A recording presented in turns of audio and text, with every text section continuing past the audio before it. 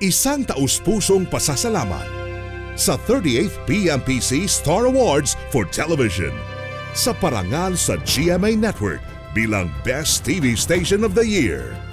Kinilala rin ang ating mga programa sa drama, comedy, talk, and variety.